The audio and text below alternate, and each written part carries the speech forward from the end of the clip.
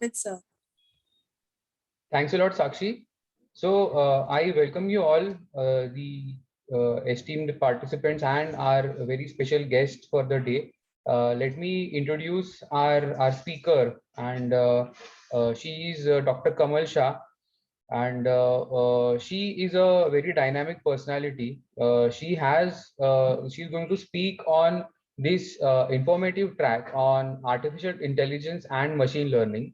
So Dr. Kamal is a professor in IT department and she has work experience of more than 23 years. She is the Dean of Research and Development at Thakur College of Engineering and Technology, and she has trained more than 2000 faculty and students in various training programs. She was instrumental in getting various research grants for the institute and the faculty members, and she has also a reviewer for 3 international journals, and she holds a patent in the domain of GPS technology. Dr. Kamal has published more than 60 research papers and has received many awards and accolades like the prestigious Dr. APJ Abdul Kalam National Award for Teaching, Research and Entrepreneurship. And she has also won an award in excellence and leadership in education. So on behalf of all the participants, the partner colleges and the NIP team, I extend a very warm welcome to Dr. Kamal Shah and hand over the session to ma'am. So over to you, ma'am. Thank you, Arpit. And I welcome all the students from all partner colleges. Those who are, I would say, enthusiastic about learning a new upcoming technologies of artificial intelligence and machine learning. So let us have a fruitful morning with all of you. I'll be sharing my presentation now with you. Are the slides visible? Yes, ma'am. Okay. So I'd like to congratulate all of you that you are so much enthusiastic in learning a new technology of BTech Artificial Intelligence and Machine Learning. Might be you are a student of BTech or might be you are a student of another stream, but as a multidisciplinary learning also you want to learn this very powerful technology, I would say, which has given us steps in all domain of our life. If you see any incident, there you might find the application of AI and ML.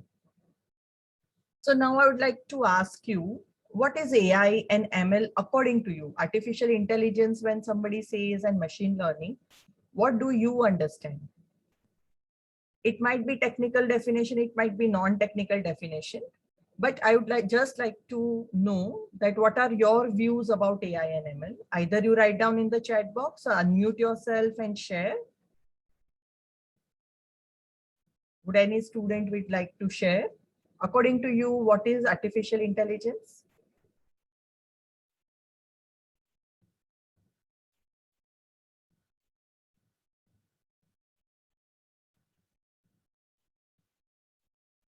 Is this artificial intelligence and machine learning according to you? This is a student like you. One day he saw a crack on the wall of his building and then he framed that particular crack. He's telling that he is doing statistical analysis. After some time, when machine learning word came into the market, he started telling, oh, it's a machine learning algorithm. And then same thing he is describing as artificial intelligence. So I really hope that we are slightly ahead in the understanding of AI and ML than this particular poor chap.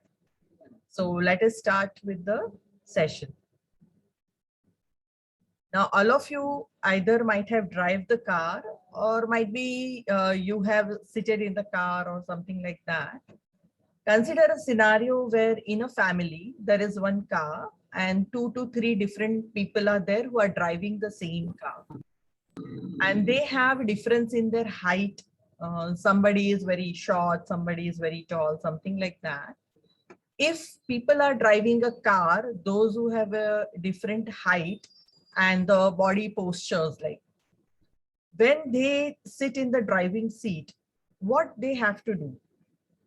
Can they drive the car in the regular way? What they have to do when they want to drive the car? Suppose your father has driven the car and parked in the parking and now you want to drive the car. When you open the car, you sit into the car. What do you do first before start of the car? Some students are telling that we will adjust all mirror, seat, everything according to our positions, like our comfort, we try to adjust the thing. Can I apply any artificial intelligence, machine learning here? Can I make my car smart car like me? Because all of you are a smart generation, no? So can I make my car also smarter? How can I make my car smarter? Yeah, Ashutosh, how can I make? Are students allowed to unmute? We can allow them. Yeah, but how you can install AI into your car? Expecting from a car. You want how car will know that instead of your father, now you are sitting. That means from where you should start, it will start from the steering wheel. You have some face recognition machine or camera who will identify the face. And once the face is identified, it is already there into the data set. Data set again have some pointer for the adjustment of the seat, mirror, the playlist of the music. You might like rock music. So automatically all these adjustments will happen in your car. And then your ride is very enjoyable without you doing many efforts. So when we try this kind of the innovations into the existing system, definitely we can say that we are the engineers or we are the thinkers or the designer into the domain of artificial intelligence and machine learning. So with this note, let us start. Okay, so automatically things should be adjusted without your efforts. Now, currently, we all are facing this challenge of pandemic from last year. Okay. So I would say it's a year of disgust also, because this is something which we never faced in our life, this kind of situation. Lots of helplessness and you can say a mess also. In the beginning, we were not aware what to do, how to handle the situation. But at the same time, this has brought opportunities also into the system. Now let us see how machine learning and AI, these technologies have helped pandemic. May I request participants to mute? Thank you. Okay, so can anyone wants to share their experience or might be understanding that how AI ML might have helped in COVID-19 management? Can you just have a wild guess how that this technology might have helped in COVID-19? Yeah, by live sessions, you want to say that through online education? Himanshu? Is it through your references with the online education? Okay. So immediately there were no academic loss and we all transferred to various online platforms. And we did exactly the similar activity what we were doing in the offline. We conducted lectures, lab, exams, declared the results, awarded the degree. So before this, online education and MOOC was not so powerful, but we could do that. Okay. Any other example which strikes in your mind?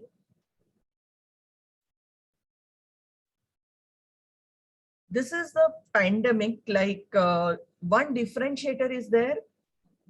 It has used lots of technological platform. Okay, this pandemic was not like a previous pandemic where you actually physically go to the hospital and the data is not available. We don't know the remedies. Here, what has happened that immediately with the pandemic, the processes also have started using lots of AI ML algorithms. So there was a large data globally available where every country was declaring that daily so many people are getting infection, which area people are getting infection. So there was a huge database in the global depository at global level, there were lots of people got infection in initial stage. When scientists started using the algorithms of artificial intelligence, they started observing some particular pattern into the database.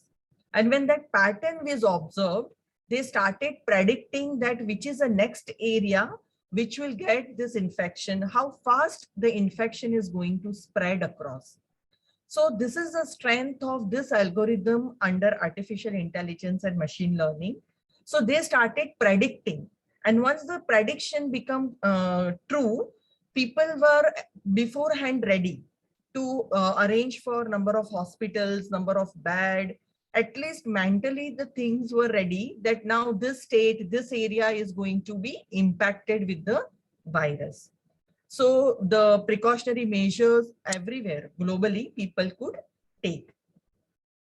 Then government launched Arogya Setu app. All of us, we have used that particular app, we have registered. So what happened that all of a sudden we started come to know that within 500 meters, 1 kilometer, how many infected patients are there. So this kind of data previously was never possible because we have used the algorithm of machine learning. So this prediction, the radius in which the infected people are there, database was real time available. We could do this.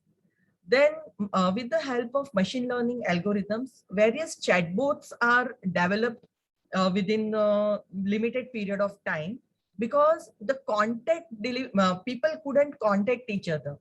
And there were this chatbot which were giving contactless screening of COVID-19. Initially, with all the precautions also, the lab staffs and all, they were getting infected just because you went there to do inquiry. Testing is another thing. When you want to do the inquiry, they have developed the chatbot, which is a contactless. Then the second, or you can say major thing, when people were in home, every country started declaring the lockdown, how the food supply will be managed. Because in your nearby area, even lockdown 1, we have faced that many food items were not available and people stand in a queue, limited period, the shops were open, all those things were in chaos.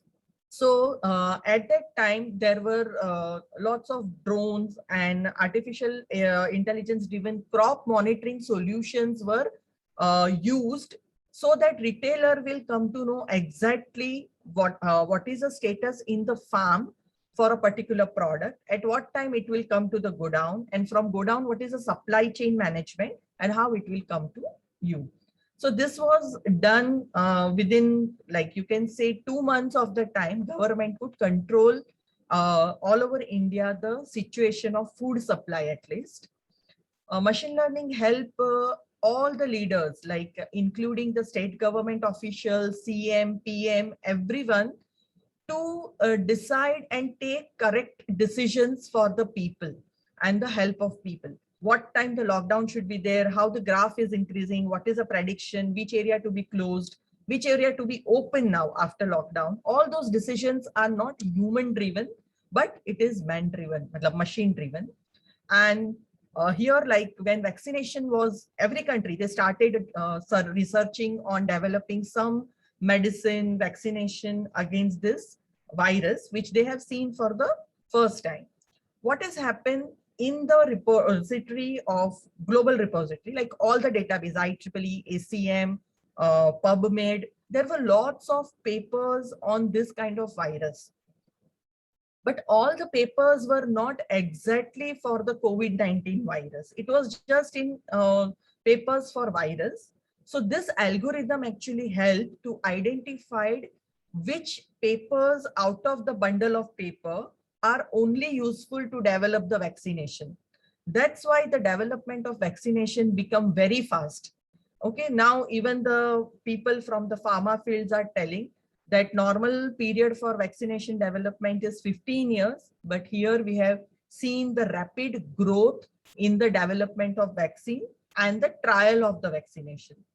So this is a strength of AI/ML field and the technology. And because of this strength, what technology has even shown at the time of the COVID-19, more and more acceptance is coming into the system. And that's why I think even you are very much interested in learning this technology. Now, second, what you can say, a speciality of this era, lockdown era, was we started using lots of OTT platform. All of a sudden, because we were at home and we have to spend the time, people started using lots of video on demand kind of the platform, Hotstar, Disney, Netflix, Amazon Prime. You also might have used some of the platform, which we might not be using so frequently in the regular life. Yeah, somebody has written Top TV, whatever. Okay, so some kind of OTT platform people have started using. Now let us see that how the business has increased. People wanted to see more and more programs on this OTT platform. But this platform also should have hardware and software to support this particular delivery of the program. So how they have managed? Let us say the example of Netflix, because globally this company have done slightly better than other companies. So let us discuss out how they have done. The main strength of the Netflix is that Netflix could retain 95% of its customer, which are altogether 151 million customers. So the person who has taken subscription of the Netflix, they remain on the Netflix. They don't jump to another platforms like Amazon Prime, Hulu, then Hotstar, Disney. There were many platforms available, but many people, like around 95% people or the customer, they don't leave Netflix. So what Netflix has done in the pandemic using AI/ML, now let us study that. So Netflix have used lots of data analytics too. So they said, okay, my customers are first. So 93% of the original TV shows were renewed because people were telling that we want to see a few serials which they might have seen in their young age. The way Mahabharat got repeat relay. Similarly, 93% of the original TV shows on the Netflix globally, they again did the telecast, and because of that, web series and episodes and serials and soaps, people were connected with them. Then they started observing very minutely on periodic basis, hourly basis, that how customers are viewing the things. So what are the interest of the customer overall? And according to that, they started giving them that kind of the web series or the new pictures, new entertainment videos and all. So as per customer viewing pattern, because they could view the pattern, they had all the algorithms with them, and they started giving particular, if you are interested in very thriller type of a movie, you start getting information about new thrillers so that you are tempted to view those particular movies. So that is how they could catch hold of their customers and the business. Now, can anyone share that whenever a new movie or new TV show is launched, what they do for the promotion of that? During a promotion, do they have a trailer, like any movie? Have you seen a trailer of a movie before launch of a movie? Yeah, they do ads on the YouTube. They have some trailers, okay? Now that trailer, when you see, will that particular trailer, when you see the trailer as a young student, and when your grandfather see the trailer of the same movie, will the trailer change or it is the same trailer? If Bahubali, let us say they want to launch, so they design one trailer for the Bahubali. When you see that trailer, and when your grandfather sees, when your mother see, the trailers are same or different? What is your observation till now? Same, no? Yeah. So it is same across geographic location. If you are in Tamil Nadu, the trailer will be same. I am in Mumbai, trailer will be same. I'm in US, the trailer will be same. What specialty Netflix have done, that because they had lots of data of their viewer, 151 million is a huge data set, and then they know the viewing pattern of their customer. So what they have observed, that one particular part of the customer, they are very much interested in thriller type of the movie. Whereas one part of the customer, they like romantic series. One part of the customer are very much engaged into the social type of the series. So what they have done for the same movie, they identified the scene and the event from the movie in 3 different sections, and then designed 3 different trailers for the same movie, and started giving a trailer as per the viewing pattern of the customer. So if you are a person who like very thriller type of a movie, then fighting scenes of the Bahubali will be shown to you as a trailer. So you are very much excited. Okay, this is my type of movie. Go and see. Somebody, those who are very social type of a people, there they will show that melodramatic scenes of the movie, and then people feel, okay, this is my type of a movie, let me go and watch. So like this also, because they had lots of data and the pattern, they could catch hold of the customers. So this is very good learning during the pandemic, how the entertainment industry started using technology so rigorously. It is not only for research, the technology has contributed even in the entertainment sector also. So let us see what is a takeaway from the Netflix example. Are there any takeaway what you have studied here? Anything you feel it's a takeaway for you?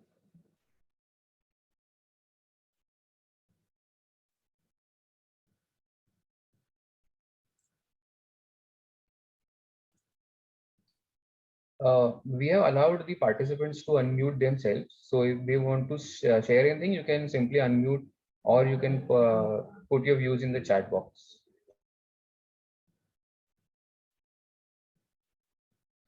So yeah, somebody has a smart use of data. Yeah. So Netflix could collect huge amount of data. That is one of the strength of the Netflix. Because to have such a huge amount of data, store it in one particular place and give it for analytics, it is a Herculean task which they could manage.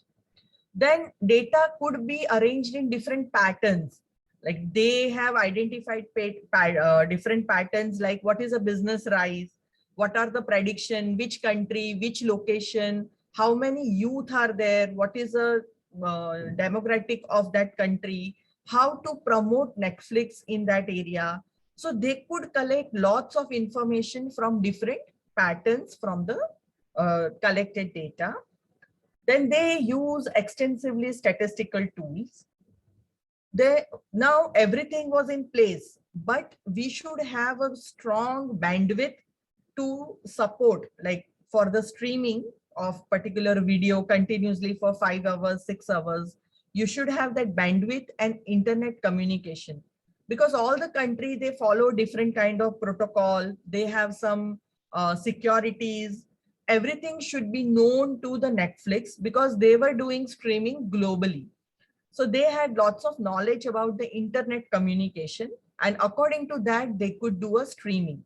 If it is very high resolution streaming, if they will start doing, then there are chances that your 1.5 GB data is not sufficient to see 5 episode of particular web series. Then you might not use Netflix so frequently. So they have gone up to that detail that customers should be satisfied and get uninterrupted supply through the help of machine learning. Then they know protocol of computer networks and environment, like what is, how the people are, what kind of the interest they have. So these are the things that once you have lots of data and intelligently, like you should know that exactly what to see, where to see. If we are able to identify the pattern, definitely artificial intelligence is going to help us through various algorithms for improvement in our process. It can be research, it can be any of your project, it can be even your day-to-day life. Like I have given 3 different examples. But you can think about any situation in your life, and that particular thing can help you in identifying the artificial intelligence algorithm, application of this algorithm in that situation. So now let us start with the artificial intelligence. Now, all of us, we have seen this Jaipuri doll, like one by one, when you remove, smaller and smaller dolls will come out. So we will take this as one of the reference. You consider that it's a outermost structure or the circle. It is called the artificial intelligence. Okay. Now let us see exactly what do we mean by AI. Okay. Now, what is this? In this picture, what you can see?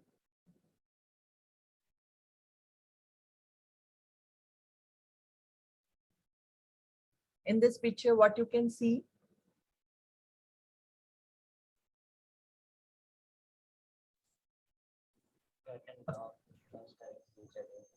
A puppy and a kitten, or a cat and a dog? Yeah. How much second you took? Around 3-4 seconds you took just to identify what is there in the picture. Do this calculation. 23.43 into 7.65.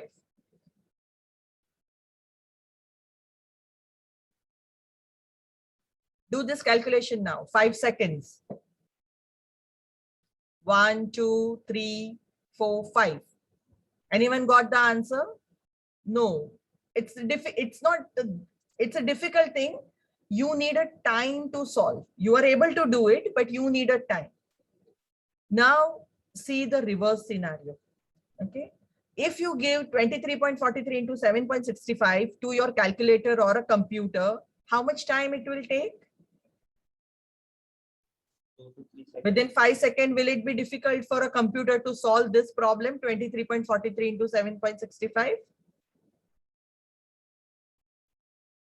For a computer, is it possible, or calculator?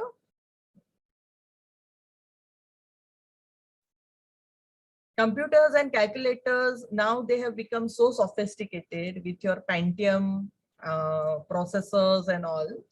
Within 5 seconds, definitely this will be solved. We are very much confident that mathematical calculation like this will be solved by a computer. But within same 5 seconds, computer will not able to identify that this picture is a puppy and a kitten, or a dog and a cat. Because the computer has to go through the algorithm. It has to see contour finding, database, search into the database, relation, these, that. And after that, not with the 100% accuracy, it will identify the picture. It will go to the, you can say, approximate near to this, but might be 100%. The algorithm will not solve this in 5 seconds and tell you what exactly the picture is. So that is a difference between natural intelligence and the artificial intelligence. So what is artificial intelligence? It's a program that can sense, reason, act, and adapt. The sub part, you can say, under artificial intelligence, there is a machine learning. Machine learning is a set of algorithms whose performance improve as they are exposed to more and more data. So if you increase your data set, your accuracy becomes more perfect. Like you can say that my algorithm is accurate or non-accurate. And what is deep learning? Okay, it's a subset of machine learning where you have a neural network which is designed as per human intelligence. So the way we think, now we want machine to think like us. So our target using deep learning is that within a fraction of second, 1 or 2 seconds, machine also should identify this kind of the pictures which human intelligence are identifying very easily. Like within fraction of second, we could identify the thing. So now let us see how we are doing artificial intelligence. So it's a technique which enable machine to copy the human behavior. Okay, all of us, we have seen this movie. So there that Chinky was there, and then he's copying the behavior of professor the robot is copying the behavior of a particular robot. Sorry to interrupt, ma'am. Ma'am, there are some questions in the chat box. So what shall we do? Shall we collect all questions? I'll read the answer. Okay. The student have asked why solving mathematical question or other question is easy for any machine than identifying the pictures. Okay. So when you want to solve any mathematical problem, what happened? There is an algorithm. You might have also developed in C language, addition of two numbers, subtraction. So there is a set rule or algorithm which runs into the machine. So machine will say, okay, take input 1, input 2, multiply means I have to do this activity and I have to display result on the screen. But when you project a picture, every time the picture has a different detail. So if you have a stored database of the picture, which has the lots of images of cat and lots of images of dog, let us say. Now, when you project this particular picture, what algorithm has to do? Algorithm, first of all, have to identify what is a foreground and background. Background, there is one garden type of a situation. So first of all, the algorithm has to say, okay, subtract background from the foreground. So detailing are done with the algorithm. After that, it will identify two different shapes. After identifying two different shapes, these shapes will be compared with the whole data set in your machine. Suppose you have 100 images of cat and 100 images of dog, 200 images of lion and 500 images of tiger, something like that. In a big data set, this image of cat will go and compared one by one. So what happened? Machine takes a time that this is a cat, not a tiger, not a lion. It is not falling into that data set. Whereas human intelligence, we have seen, we process it in a different way. So that's why we could identify this very easily. It's a cat or it's a dog. So that's why machine takes more time to identify a particular object from a given data set than the human being. So that was a question there. Now we were discussing that how humans are copying the behavior of the machines are copying the behavior of a human being. So what is now going on into the research now during this pandemic also, like last 5 to 6 months, I have read a news. Scientists are developing now robo hand, which has same sensitivity as the human being. Because what is observed that when people are in the quarantine centers, when they are in the hospital ICUs, the family members are not allowed to meet the patient. In the normal situation, like if any other disease you have, at least once a day, you can see your family member, your child, your father, your mother. But here in the COVID, because of this infection type, the quarantine centers were not allowing people, family members to meet the patients. And that psychological patients were very much depressed. And that was not helping patients for the speedy recovery. So now scientists are thinking, let us develop the hand, which has a human touch of the family member. So when that hand is on the patient's hand, patient will start feeling relaxing that somebody is there with me. So that is nothing but a development into the artificial intelligence, where the research is going on, where many students, many researchers are contributing. Now, let us take this example. Like Siri is, we know that it's an assistant, whatever you give command, it will do that. Let us say this girl is there who is telling, Siri, call me a cab. What the Siri will answer? What is expected Siri to do? What we expect Siri will give the answer, or how Siri should give answer? When I give a command, Siri, call me a cab, what as a human being I mean? As a human being, I'm telling, okay, fine, now I want to start my journey, book one Ola cab or Uber cab for me at particular time so that I can start my journey. But what machine is understanding? it is telling, okay, fine. Now from today onwards, instead of Kamal Shah, I will tell you a cab. So when we don't write algorithms properly, sometimes this also could be the answer. So now let us see. Siri doesn't do like this. Okay, this is on the lighter note I have shared. Now let us see how Siri works. So what is the function of Siri? Siri makes call for you. It arrange your video conference, setting reminders for you. As per your choices, it identified the song list, like in the Spotify type of a thing. If you are listening particular type of the songs, then whenever you switch on, that song list will come to you. Then all your home gadgets, like all your oven, fridge, AC, that will be controlled with your phone and the Siri application. It can convert the languages. Okay. If I'm communicating in English, you are not very much comfortable in English. You want to listen to it in a mother tongue. So the Siri can convert that and give it to you.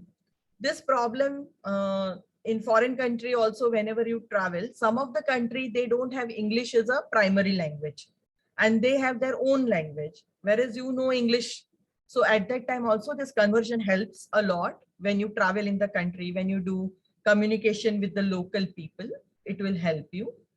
And now recently what they have added, it is giving updated information about the COVID-19. That is one thing, but it is giving assistance. Suppose you are traveling into the area which is a contaminated zone. So it will inform you that don't go near to that zone because more people are there who has an infection. So that is intelligence given to Siri now through the algorithms. Now, how inside the Siri, the algorithm is used or AI is used. So initially what you do, you give command, okay, Siri, do this. Okay. So you give a command in the audio form, you speak. So the speech is converted into the text engine. So when there is a algorithm to convert our speech into text, what is a challenge here? Challenge is we all pronounce different word in a different accent. So when at that time, machine should understand that when I say hello and when you say hello or somebody say hello, these three these three audio signals are giving same text. Because you also observe yourself, whenever you speak, your tonality, your pronunciations, they are different than your friend. But you speak the same word. So this is the algorithm which is having lots of audio signals for the same word. And out of this signal, there is a threshold identified. And whenever we get any word within those threshold limit, we say it is a particular word, hello. And machine understand this, it is HELLO, hello. So this is a first stage when we all speak globally, because it is not one particular algorithm which is used by individual. Siri is used globally. So different language, different people, different culture. So when they start speaking their audio, signals are getting converted into the text. Now what happened with the text then? So we have an algorithm for a quick search in the data table. There is a lookup data table where you have lots of audio signals and conversion into the text. And depending on your audio signals, all the text are converted. When all this text are converted, out of that, then there is a neural network. Okay? It's one of the technology of machine deep learning we have seen initially. And natural language processing along with the neural network will identify that, okay, this is the exact task given to me. So somebody has given me the instruction, Siri, call a cab. So here that analysis is done. Siri will now understand that when this command will come, what I have to do. So immediately Siri will tell you, okay, I'm booking a Ola cab for you. So when Siri will tell you, it has to do the reverse process.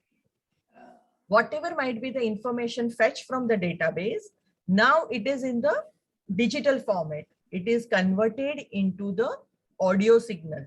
digital to text to audio signal, because you are able, you will hear it. You are not going to read it on your mobile screen. You want to hear from the Siri. So whenever you tell anything to Siri or a Google Assistant or anything like Alexa, they respond like this.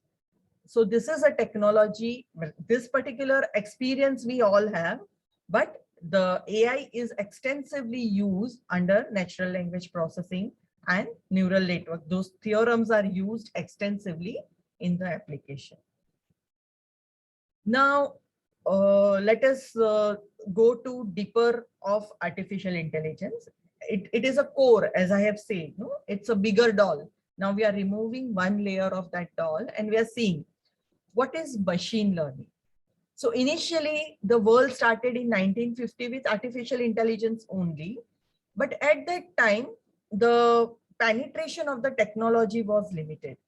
So we had a neural network, but there were no feedback to the neural network. Okay. So it is like whenever we were very small or when we started developing our understanding, our elderly people always give us a feedback. What we are doing is correct, not correct.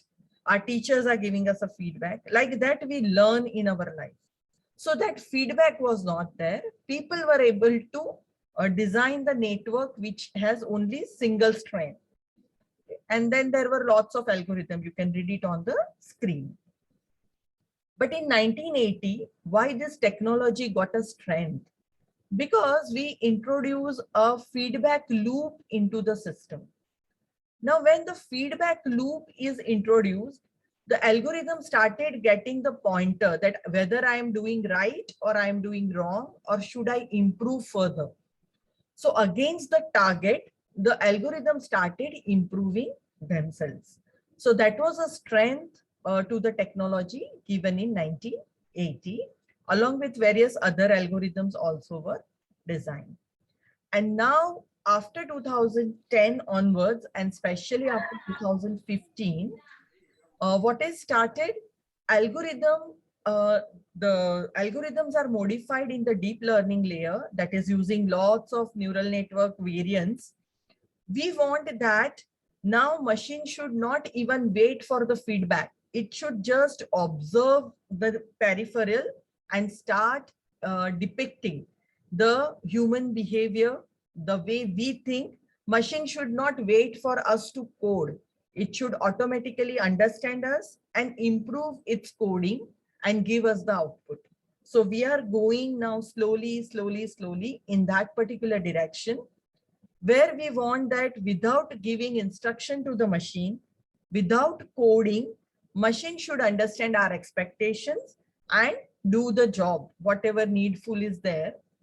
Let us take an example that after having a very hectic day, when you reach home and if you want a very good coffee, so when you reach home, you should not give your audio command to your oven or coffee making machine that give me one coffee. It should observe your facial expression during your travel time and decide that, okay, today the mood is not very good of the master. When you reach home, the coffee is ready for you. So that is how the deep learning is putting its foot into our life. So this is how AI, machine learning, and now we are going inside the deep learning research. So now we will learn from AI. We have seen lots of examples. Now let us see how machine learning works. How many of you use Google Map when you travel? When you travel, how Google Maps you are using? Are you using, first of all, a Google Map?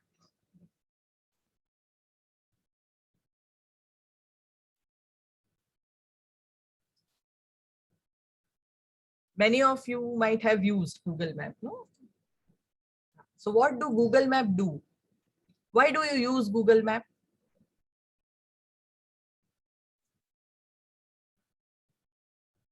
For searching a new place, for visiting a new place. How are you assured that whenever I put destination into the Google Map, it will definitely allow me to go there. If I follow blindly the Google map, I'll reach to my destination.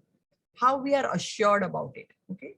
So now let us see how Google Map uses this algorithm. It's an application developed by the Google.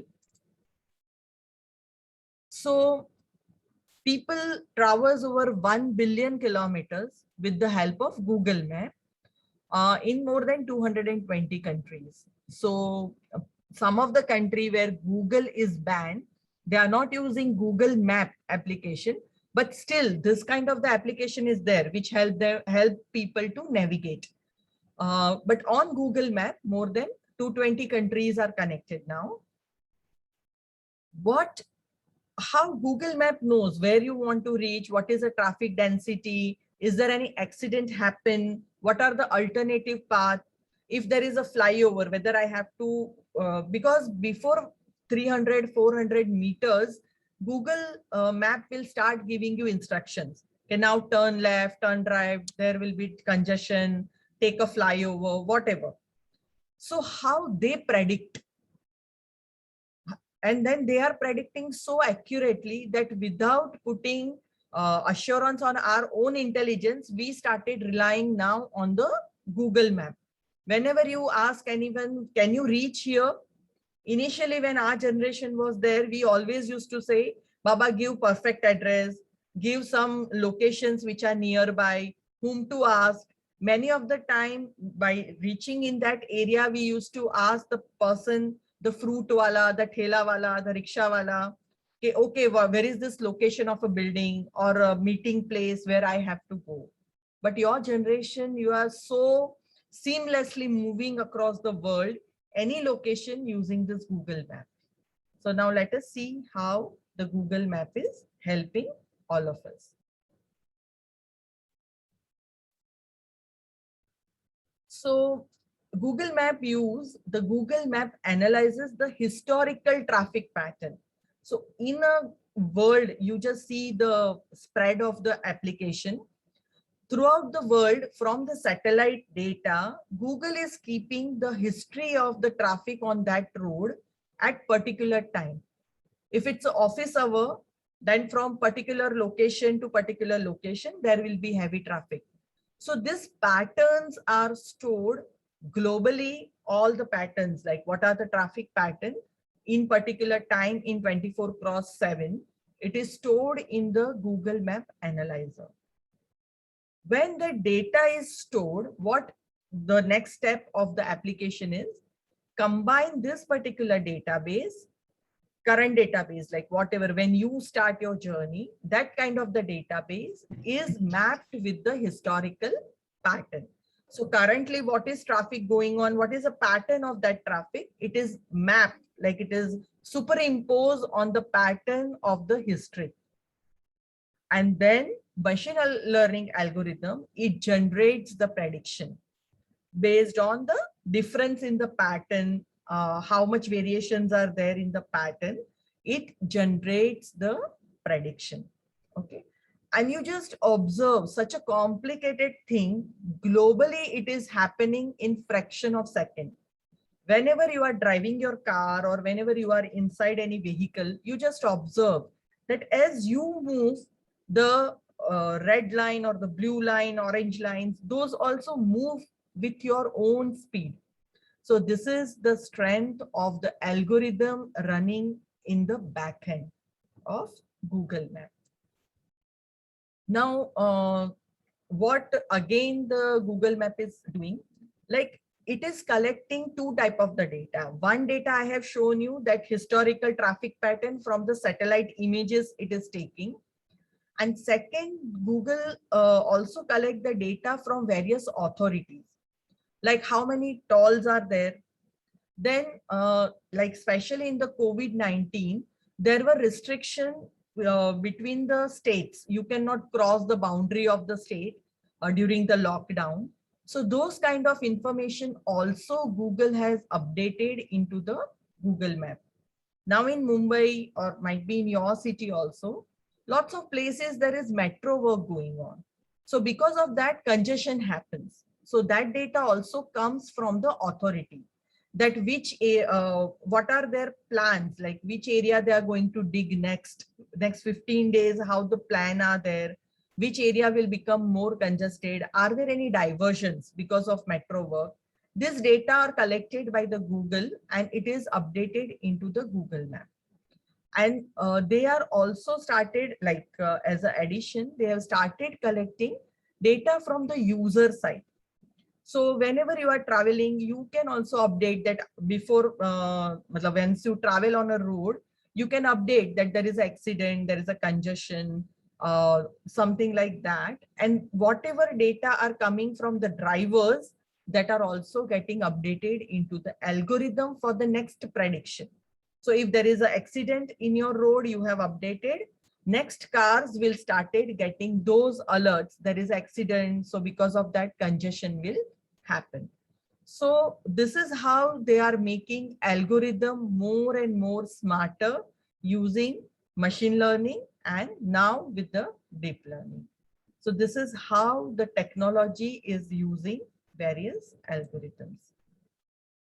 So under machine learning, you have total 8 type of sections, 4 sections and subsections. So you have supervised learning, unsupervised learning, semi-supervised learning, reinforcement learning.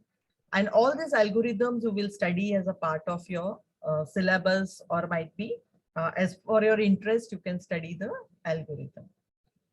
Now, sometimes what happened, there are events like this. Now in COVID, it is very rare to have event like this, but in past or might be in future, there could be some event like some, you can say a gathering is there, social gathering, and you exactly want to know that on particular time, how many people are there in the stadium. Okay.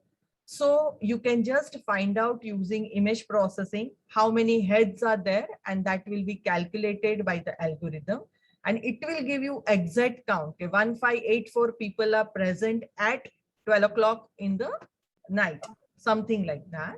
So this is the strength of algorithm. You can just have one drone. Drone will go around, take a picture, and then you can identify this number. So where else I can use AI ML?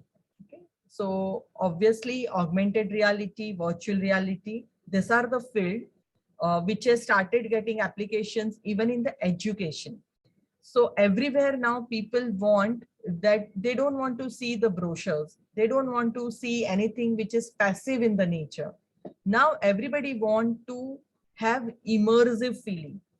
Initially, when you want to buy your flat, the builder will show you only on one white and gray color paper, the plan of your building. Now, after that, they have modified. They started using those models. So exactly they can show, okay, building will be like this, your home will be like here, your flat, there will be garden here or swimming pool here, something like that. So that people get a better idea, which they were not getting from the drawing.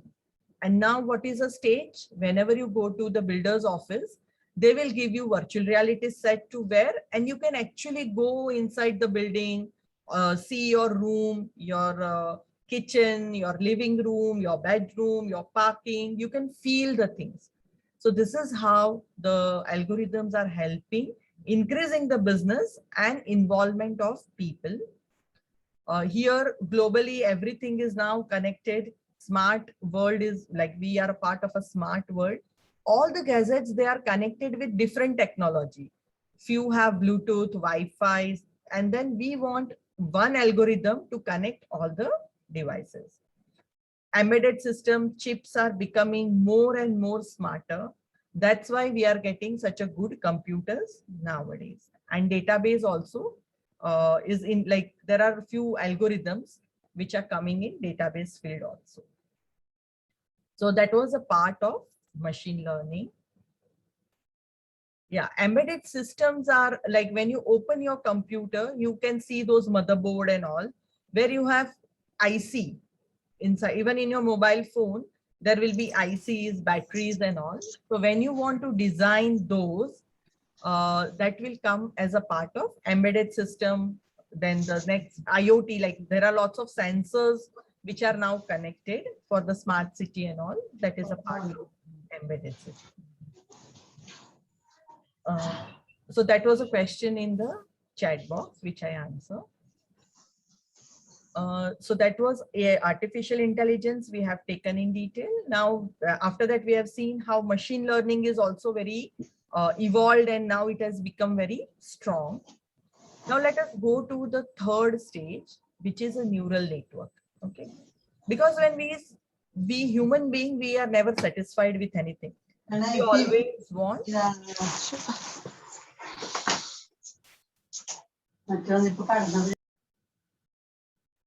So we human being always want something which is more. So what we have done initially, we just designed the algorithm. After that, we started telling algorithm that, okay, now behave like this. Now we are telling that, oh, I don't want to tell you also, just see me and behave. So now let us see how neural networks are working. So how neural network is involved in this particular technology, that whenever there is a business problem, okay, what happened that for any business, you take either it's a consumer good or it is education or anything, or might be entertainment business, photography, you just see any application or any business, you just imagine in your brain. Okay, as a student, you just see that I am considering this particular business. To promote your business, you have one sales force. Okay, so they are the people, those who are going to vendors, customers, and delivering your product. Okay, though it can be software also, it can be some consumable good also. There is one sales force who is going into the market. Now what that sales force is doing, it is communicating with all your customers, okay, and then collecting the data, that what are their views, feedback, their likes, don't dislikes, modifications, everything is given to you. When they come with the data is given to the technical team. The technical team sit and just do data validation, that this much data are the expectations of the customer. Customers are happy, not happy on which front of the product. And then they start doing data validation testing.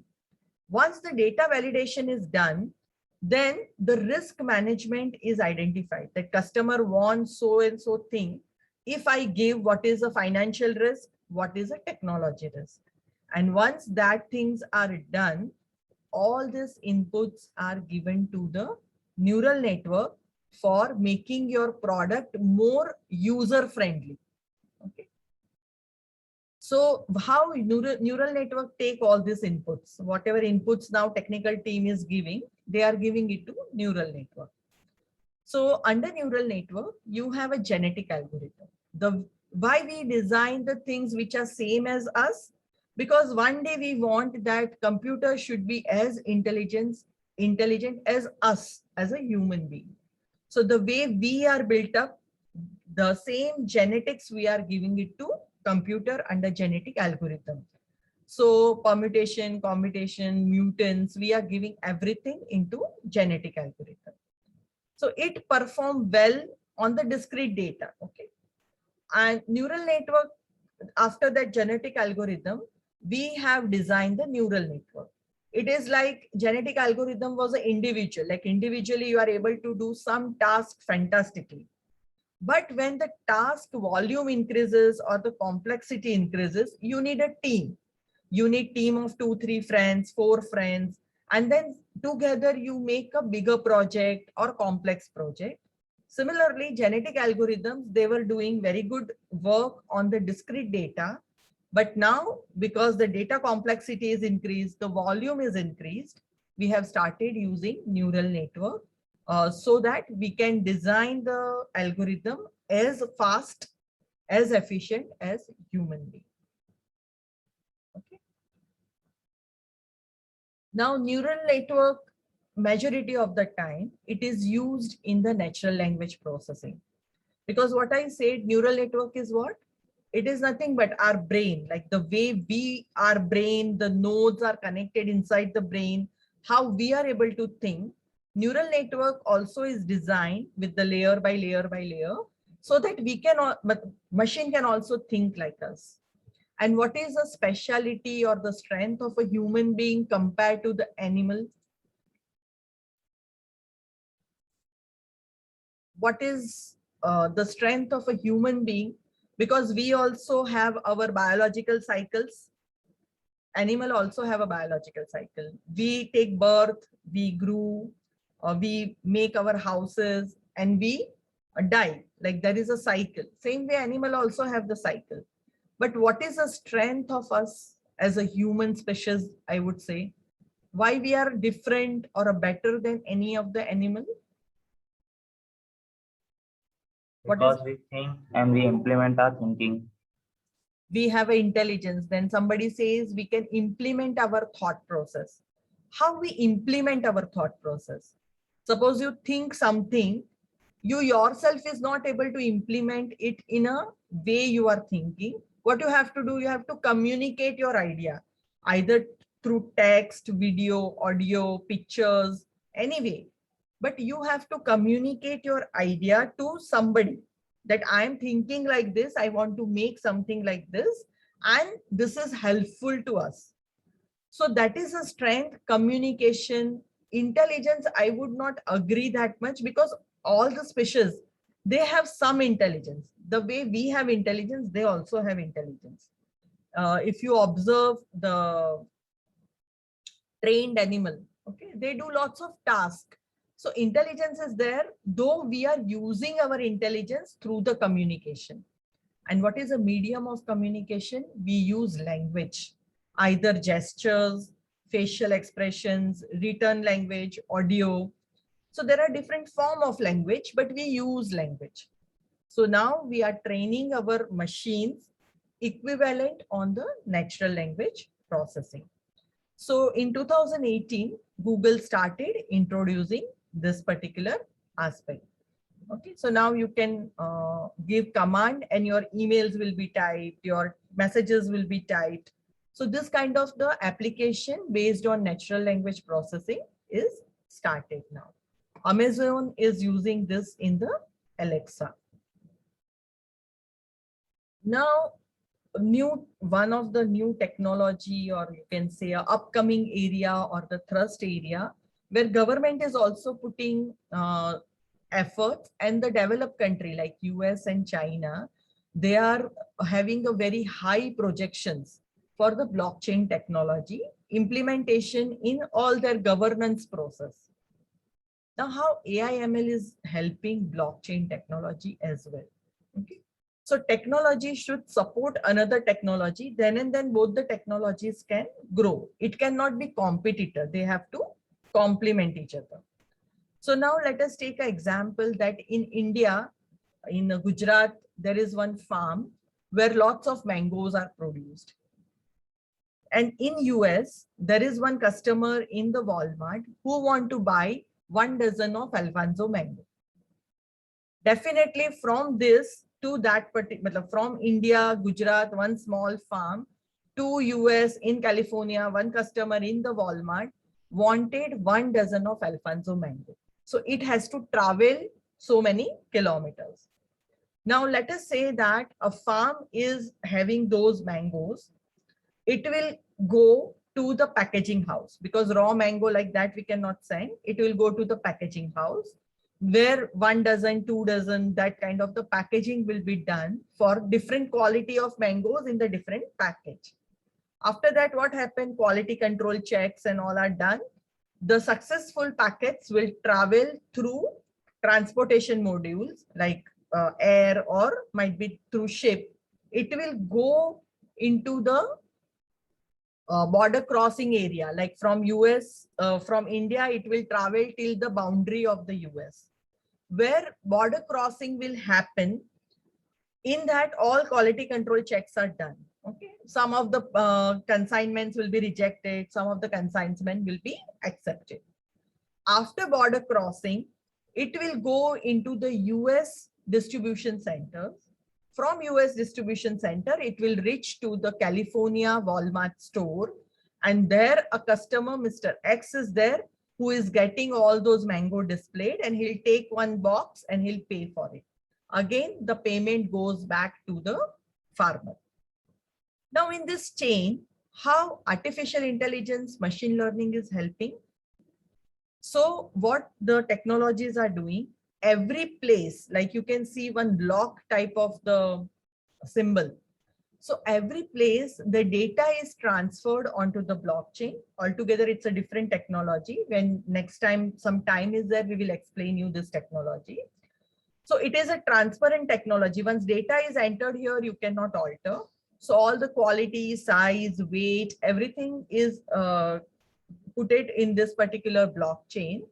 And through machine learning algorithm, what these algorithms are doing, it is predicting the travel time, by what time the consumer will get the entry, get those packets, how money will be transferred, that things will be done by the AI and ML. So it is a very powerful technology. Here, Mr. X, those who have given order for a high quality Alfonso mango, he is getting same quality Alfonso mango. So on any place, the cheating cannot happen. Otherwise, you see picture, you order something, but when you receive the goods, the quality is different. Okay. So that kind of cheating you can avoid in this kind of situation. Now let us go to the finest level, that is a fourth level of deep learning. Okay.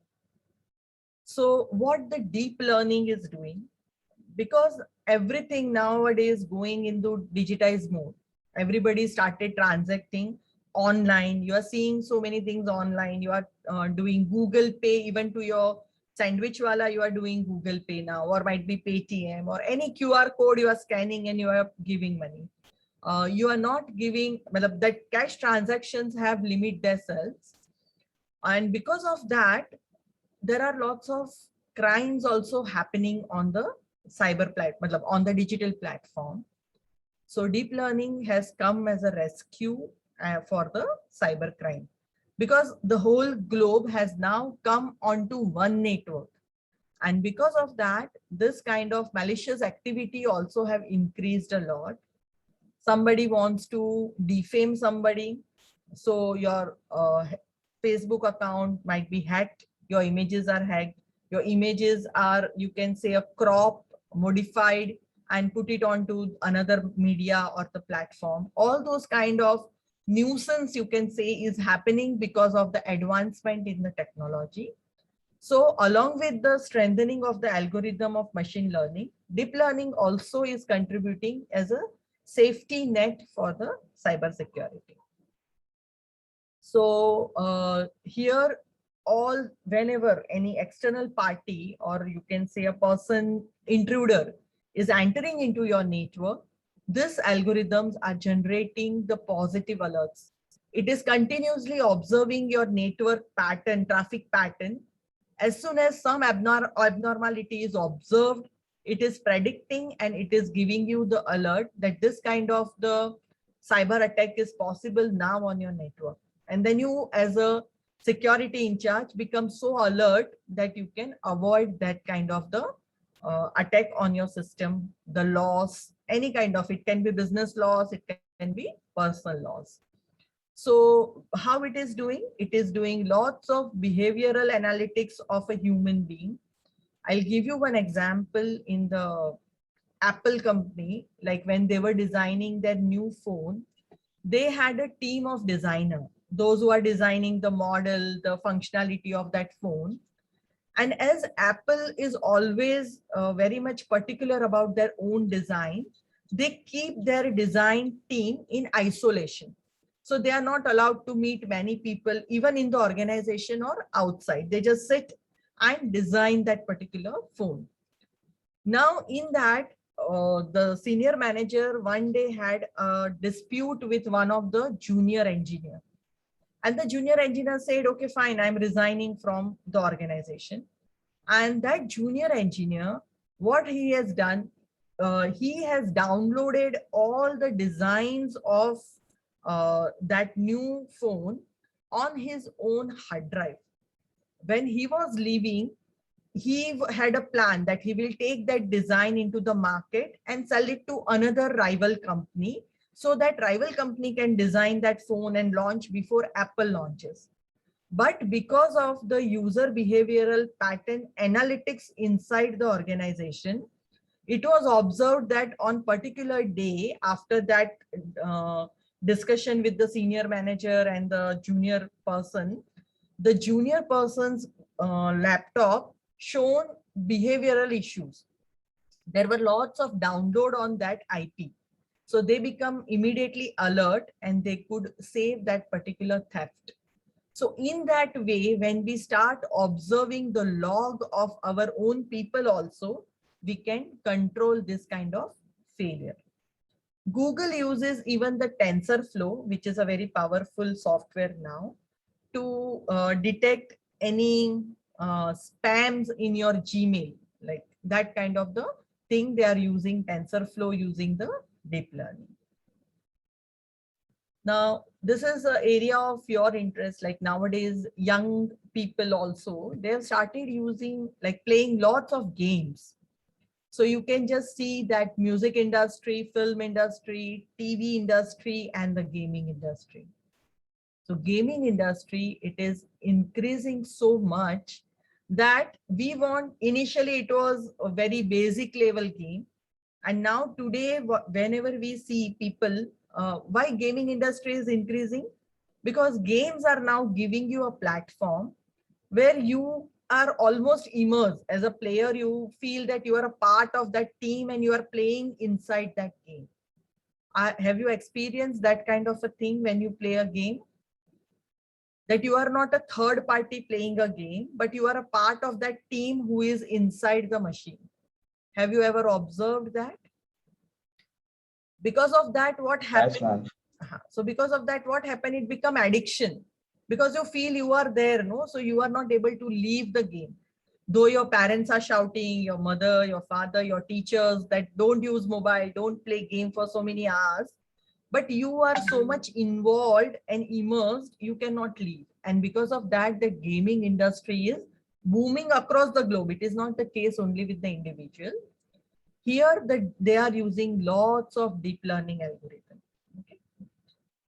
So how it is used, like how it is developed, I'm just giving one example. If the left hand side, you can see there are some square, star, and some random shapes. Okay, it's a raw data. What this machine learning algorithms are doing, they are telling that in output, I want this type of a pattern. Who will do it? So the students like you, suppose you make a team of 3, and if I want this as output, what you will do? One student will say, okay, I'm just collecting square. Second say, I'll collect star. Third will say, I'll collect that pink color shape, random shape. And immediately within 5 minutes, let us say, you will give me this output. So what I'll do, I'll give you some reward. Like I'll say, okay, within 5 minutes you have given me, let me give you some reward as a dairy milk. I'll give you 1 dairy milk. What will happen? Now you are very much motivated. Okay, I got something. Now when I give you difficult task, again you want to try it because you got some reward. So this is the exact thing which is happening in your games also. As and when you cross the levels, you were rewarded, some kind of motivations are there, and then you are involved, like you are inside that. So by it is called the reinforcement learning. By your own experience, when we are giving you reward, you are becoming more involved into the system. Same thing we can use for positive things also and negative things also. Okay, but the technology is there. That is what my point is. So as a AI ML engineer, suppose you want to become AI ML engineer, what kind of technical competency should be there within you? You should have a control or a knowledge about various programming languages. Different statistical tools or mathematical tools should be known to you. You should be able to compare your maths with the machine learning algorithm. Okay, so if you say, I don't want math, but I want to become machine learner or artificial intelligence person, then it is difficult because all the algorithm use lots of maths in designing the networks. Then natural language processing, you have seen that how much it is important. Deep learning, Spark is also one of the tool, and big data technology. So these are some of the field as a student you should learn one by one, either through your college curriculum or might be through some MOOC, or you can join some community and develop this competency. These are some of the tools which are readily available. Some of them, they are freeware. Some of them, after one level, they have a license. So there are n number of tools now available. So resources is not an issue. If you actually want to learn any algorithm, now things are available to you. At least at the student community level, lots of algorithm for data preparation, different model building of machine learning, and when you want to develop any app or business application production point of view, these are the different tools and technologies available to your doorstep. Like, you just have to register on the Gmail ID and they will start giving you all the softwares, whichever software you need from this particular section. Like, now when you learn as a student everything, like you are very much interested, so all of you have come today for this webinar. Then as per this direction guidance, you learn the technology. What will be the career after you do your BTech or BE? Like, what will be your career? So there are three possibilities how you can grow your career. You can pursue your undergraduate here, and then you can try for your higher studies, like your postgraduate, either in India or abroad, after giving your GATE, and you can take admission in any of the IIT, NITs, or any other university, or might be you give your competitive exams and go abroad and do. You can get a good placement from your own organization in this field. And third very strong thing, you can start your own startups. Because for this field, AI ML, you just need one laptop or one computer and you are ready to start your own startup. You don't need the whole company setup. From your own house, from your own college, from your own lab, you can start your startup. Now, if you want a professional placement, okay? So what kind of the job profiles are available? You can become robotic scientist. Okay, so in design of robots, you can contribute. You can become big data engineer. So lots of data will come and then you have to identify a pattern from the data. That will be your job. Business intelligence developer, data scientist, machine learning engineer, product manager. Like if you want to design a new product, then you can take a lead, under you some people can work. That also could be your job profile. And you can, if you are very much interested into the research, you can even have a job profile into a new algorithm development as an AI research scientist. Now this slide is showing that how you can involve yourself. Like when you take job profile, what responsibility you have. As a robotic scientist, you have to work for natural language processing and deep learning. Big data engineer work with lots of statistical tools.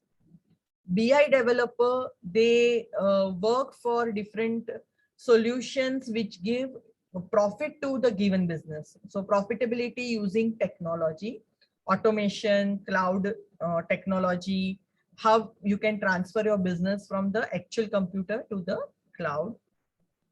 If you want to become a data scientist, you should know lots of tools like Hadoop, Python, Spark, those kind of the tools and languages should be your strength. If you are a machine learning engineer, you will design lots of models for the new application. A product manager, different products will be designed and you can do research in the research scientist. These are some of the branded companies, those who are hiring in bulk AI and ML engineers. There are some Indian companies. There are Indian campuses as well for the multinationals, and Indian companies also, they are hiring AI ML. Even now, MSME and SMEs have started hiring. Bank sectors have started hiring the people with AI/ML background, those who have any of the strength.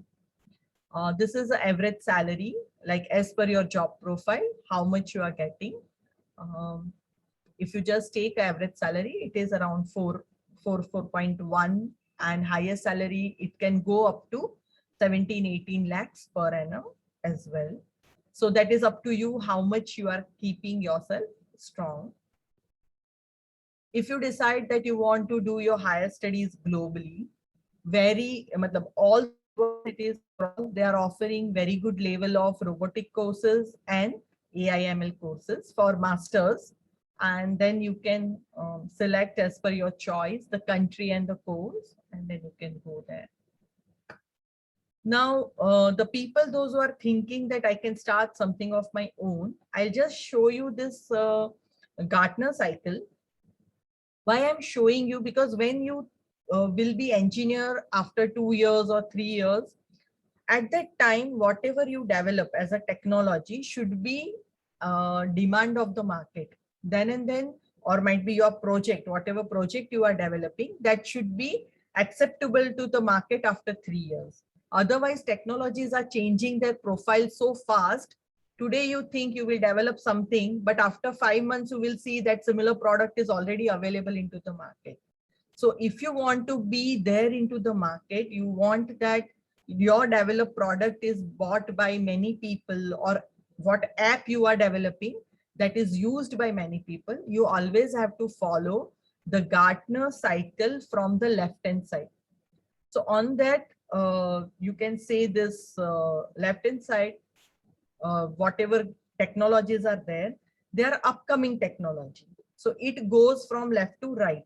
So right-hand side, the technology is already matured and they are into the market. So if you develop something, you are just one of the competitor.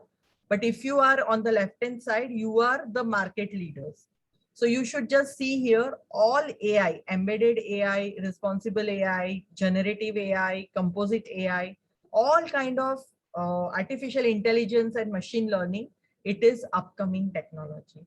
So whenever you are developing something, definitely after 3 to 5 years, you have a definite place into the market for your startups. McKinsey is a very renowned company and who decides the trend. So McKinsey Global Institute estimated that by 2030, AI can add 16% of around 13 trillion of the global economy. You just see how much money they are predicting just because of this technology of AI. And you just want one company to start and survive. So definitely you are with the flow of the wind. So there are less friction. Your company can survive. Then India comparatively, it is growing. It's in a growing stage. Like in India, lots of applications have not developed yet. We have many places where we can develop new algorithms. So if you see the startup, then startup needs the initial investment. And in this field, the investment has risen 6 times, okay, in 2020. And due to this pandemic, definitely many companies have realized that only offline is not going to work. They have to go into online. Even in education, currently we are using lots of platforms which are developed by multinational company. We don't have Indian platform. So even there is lots of opportunity that if we have this or video conferencing Indian platform, it will have lots of traction. Many people will switch over to that platform because currently we are using either Google, Zoom, or Team, WebEx, that kind of a platform which are given by another country. Now, as a leader like of AI/ML, we should see that there are everything is not rosy here. So there are definitely some challenges with the technology. And if I, as a leader or as a student or as a technocrat, can see that challenge and give a solution, definitely it will become opportunity for me. So now I'll show you 6 major challenges. First challenge is that how we can collect the data. Once you collect the data, data always is in a raw form. Data, when you take a survey, it is in the mixed form. Sometimes yes, no, numbers, everything is a part of a survey. So there is a text also, there are numbers also, there are different age group also. So that kind of data, you can say a mixed data. Okay. Then data cleaning as per the requirement is also one of the challenge. Once you clean the data, out of the data set, what are the main features which I should see, or the pattern? That is also one of the challenge. It is not very easy because the volume of data is very huge. So that pattern identification, feature extraction is also one of the challenge. And then based on all this, when we want to design a new model or new algorithm, it takes lots of intelligence. Okay. And when everything happens inside the lab, the scene is very good. But when you actually go into the deployment side, there are different challenges because people, machine, network, you have to see everything, which we have seen in the case of Netflix. So it is not only product or the algorithm. We have to see where we are going to deploy the product, how much acceptance will be there, and the readiness of the product. So this is also one of the challenge. Now, first thing is data collection. So if you have a huge amount of data, it is a success, but how to collect that data? Let us say I want to do a predictive analysis of cancer, that in one region, let us say Maharashtra, if people are eating one kind of the food and having one kind of water supply, what kind of cancer they will develop within next 5 years. Suppose this is a prediction model using machine learning I want to design so that I can help people. But from where I'll get the data? If I have the data of all Maharashtra state and the citizen, definitely I can design a model. But to collect the data, it's a very difficult task. Okay. So when the data is less, the success of AI is compromised. So this is one of the challenge, data collection. You can collect through survey, social media, interview, but every tool has its own limitation. So always you have to find out new and new ways for collecting the data. Whenever you have less amount of training data, what is the difficulty for the algorithm? That it starts giving you false prediction. You can see that when you have a less data, instead of predicting this kind of the species of the dog, it will identify the cat. So as and when the problem become more complex, and you have less amount of data, you cannot design exact predictive model. So this is a limitation now.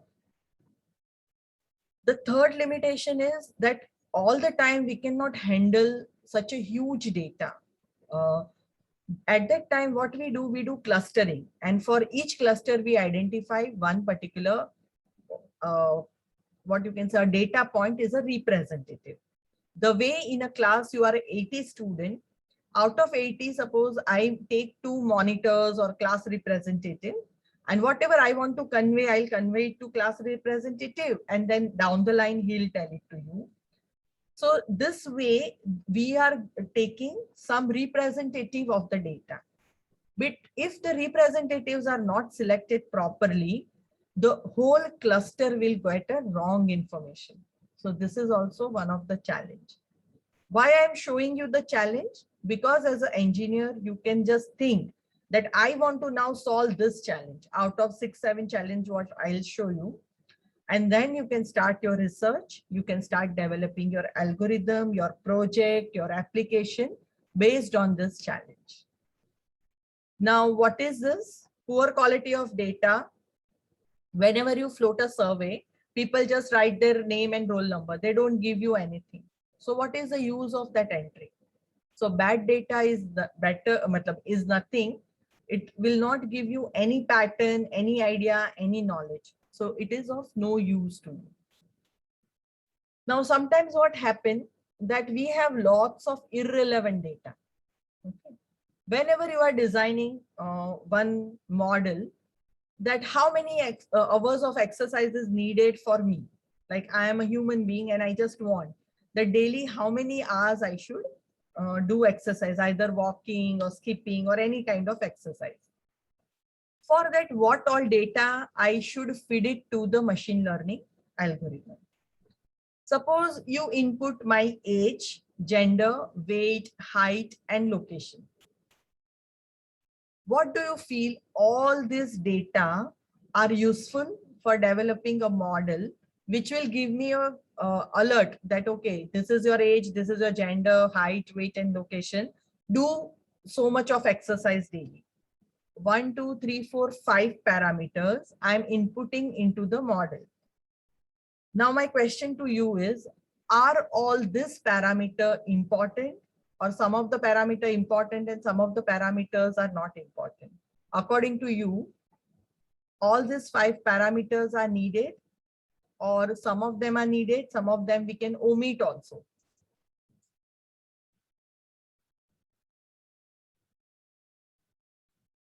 When I design the machine learning model, do I need all this data? Do I need an age? Height and location might not be needed. Okay, fine. These are the 2 things which you feel might not be needed.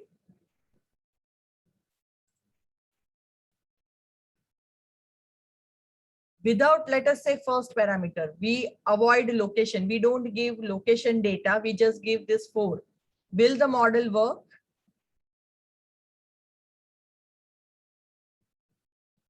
Food habit might help, but food habit is not given here. Here it is given age, gender, weight, height, and location.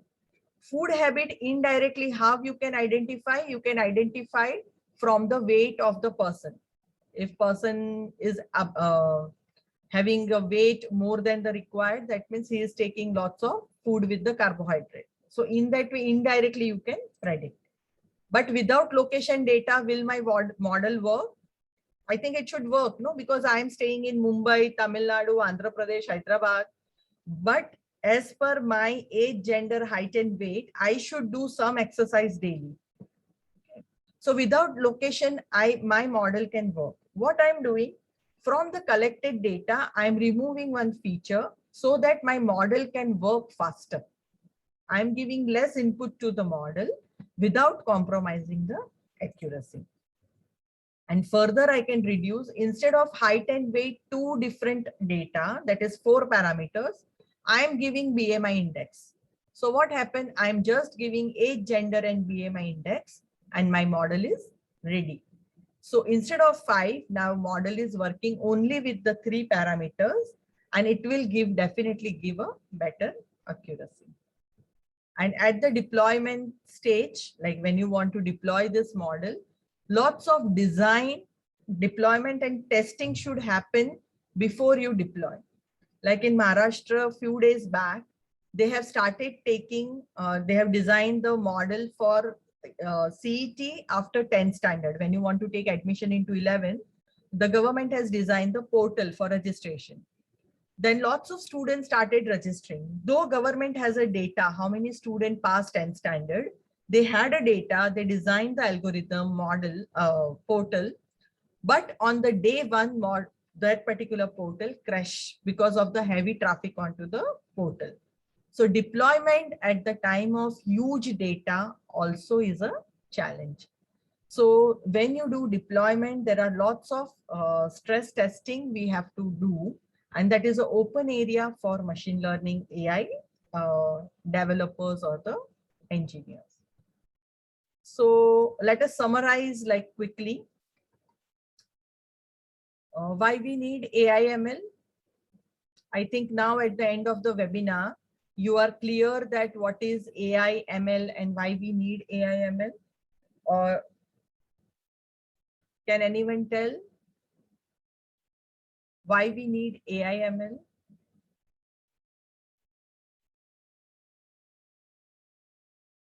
Now, after this, you have seen many applications. So can anyone share with us that where you feel that AI ML you will be able to apply as a student or as a faculty or participant, where you can apply AI ML, any application?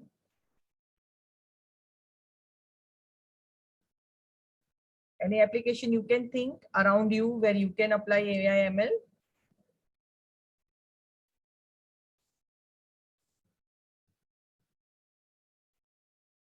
It will help to analyze the data, correct, but you should identify one application. Let us say that as a female and a mother, when I want to cook something, when I enter into my kitchen, I don't know what are the item left now in my refrigerator. If I can matlab this algorithm can tell me on my mobile phone that when I will reach home, in my fridge I have only capsicum and corn, I don't have anything else. So while I am driving onto the road, I'll just pick up some paneer from the market. So when I go home, I can make a very good paneer and corn and shimla mirch ka bhaji and roti for my kids. So like this, you just start thinking that where AI ML can help you in your organization. Then what are the skill set required? You should, like I have shown you lots of skills as per your liking. Some students are very good in coding, so they can select the software language. Some students are very logical in thinking, so they can take up a job where you can have a role as a designer. Some students are very creative. Okay, so you can go as a product designer. So you can develop your skill, like you can take some psychometric test and identify which is your strong skill, and then you can develop the skill in the area. There are lots of career options. Don't worry about the career option because it is upcoming field. You are with the wind. Okay, and definitely I feel that you must be now interested in the field of AI/ML. So thank you very much for your participation and interactions also. If some of the students still have any doubt or any questions, they can ask.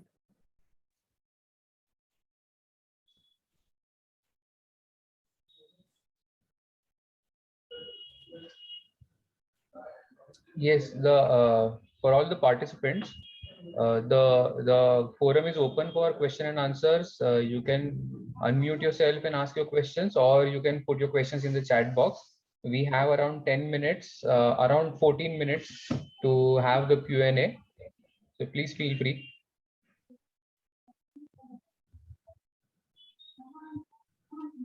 Hemant Kasturiwale sir has raised the hand.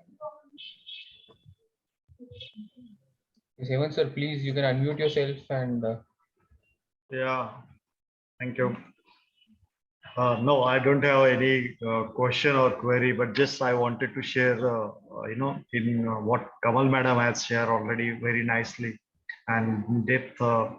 One of the application that actually I'm working with my student is on prosthetic arms, healthcare industry. So a lot of deep learning algorithm things are involved there, along with the sensory mechanism. So IoT, little bit of IoT is involved there because we need sensors for capturing the data and all these things. And then data has to be stored for a short period of time or for real-time applications, and then it has to be processed. And that data then with the help of AI, ML or ML particularly, or deep learning, I will say, Learning. there, yeah, then that will help the person having some disability. So that is also one of the applications on which I'm working since last 6 months with my students. So hopefully we'll have some breakthrough in that also. So just to add to what Kamal Madam has already said, a lot of challenges are there and all these things and applications he wanted to share. So I wanted to share as well one of the applications. Thank you. Thank you very much for giving me. Thank you, sir, for sharing your views. Yeah. Now, only one thing I'll add here also. Now, Hemant sir said that they are developing some prosthetic arm, which is artificial arm for Correct. person who has a disability. Now, under 3D printing, what they were doing till now, that 3D printing was able to print those human organ of fixed size. But now if you just consider one small child who has a disability in the arm, so as and when he is growing, even his body structure is growing with the age. So at that time, you have to change those prosthetic arm, which is fixed in a size periodically.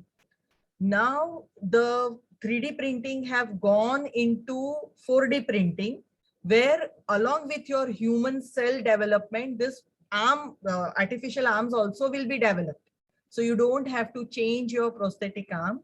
So that is also now the technology which is coming into the, in the research area, in the lab it is there, might be, we will get those kind of human organ which will develop themselves along with the age. So definitely, sir, your research also will help in that area. Sangeeta Vatkar madam has raised the hand. Yes, ma'am. Yes. First of all, very nice session, madam. And really, it's fact. I heard lots of sessions from the various experts in AI/ML. But the thing you focused very clearly application based, and what exactly the AI/ML and how you are using, how we can use in various applications, and very nicely example also given by you. So we people know very well what all algorithms are there, because generally people are saying the algorithm, but they don't identify the application with respect to that. My project, my students, they are also doing some kind of project. They are moving for the intelligence. So also adding some of the features with the help of the intelligence, and very well explained by you all the applications. So we definitely take away some kind of things from you, and lots of learning from your session, ma'am. And really, I just take the guidance from you also whenever it is, whenever we want and whenever we will stuck. So definitely we will meet you and we'll take the guidance from you, ma'am. Thank you so much for appreciating. So I think there are no more questions from the participants. So for a quick snapshot, I request everybody to please turn on their cameras, and our coordinators will take the snapshot. Please, everybody.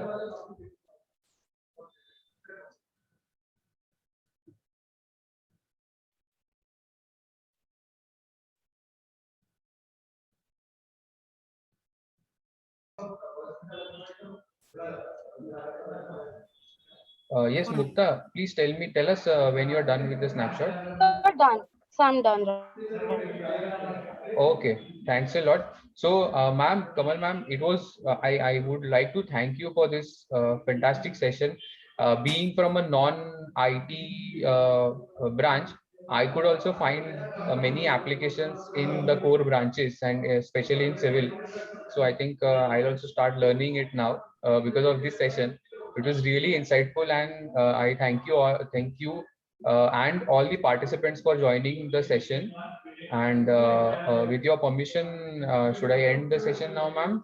Yeah, thank you so much, all the participants and the team working under Megharani madam for arranging this program. And let us all work for the betterment of the society. And Yeah. anybody needs any help, I'm always there. Thank you so much. Thank you. Let Thank us you, end. everybody. Yeah, and